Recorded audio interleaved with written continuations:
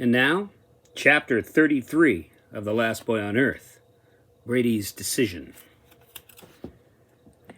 Brady glanced down at Kaylee on the shore below. She was watching in horror, a speck of hope near the water's edge. They made eye contact as the monster took a new stance and put some distance between himself and the boy. A look that lasted longer than any they had shared before transferred between them, an understanding surpassing words. She knew in a general way what he was up to, and more than anything, she knew how he felt about the monster, about the world dying, and the survival of his species. What she didn't know was that as he did this final thing, Brady mostly thought about her. She looked up at him in wonder because she knew that this was the moment, and every cell in her body called out to her to rush to his side and assist him against the monster. But she stopped herself and stayed near the river's edge. The message must be sent, she thought. The radio must transmit tonight, right now, and nothing on the earth or heaven above should stop this broadcast. She was the river daughter as well as the daughter of her biological mother.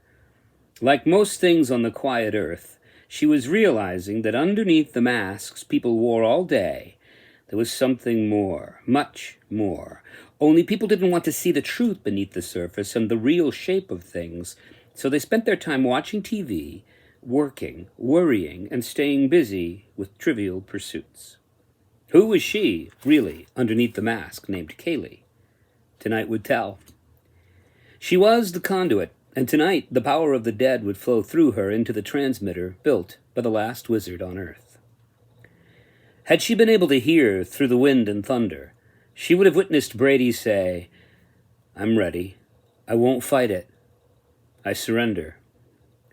The monster towered above Brady and moved closer. A troubled look of confusion painted its face, not knowing if this was yet another trick. "You freely do this thing?" growled Fenris Grendel doubtfully. "I do," replied Brady, his head hanging down in defeat.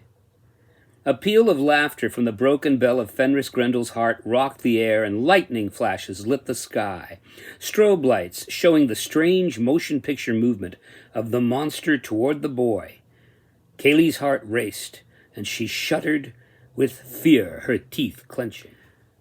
The monster said simply, "Fool, I accept." The form that was Fenris Grendel began to shed and divest itself of the body of the were-dog, previously known as Fenris. With a silver-white light of a twisting tendril, the demon unwrapped its ectoplasmic form from the were-dog and moved through the air like a small opalescent cloud, forming reaching fingers and grasping at Brady, covering him like a funeral pall. In a moment, all Kaylee would see of the bravest boy she had ever known was his face, as Grendel started to become Brady Grendel. Just before the possession of the boy's body, she heard Brady shout out to her, "Kaylee, the message, use the river." Had she been closer, she would have heard him clearly say, before he disappeared into the monster's body, "Anything that can be imagined can be real." In the split second before Grendel took possession of Brady's body and began to morph and punish it with writhing change, Brady Smith turned his body and ran. With a mighty leap, he threw himself off the edge of the bridge and into the bay below, into the river of all things. End of chapter.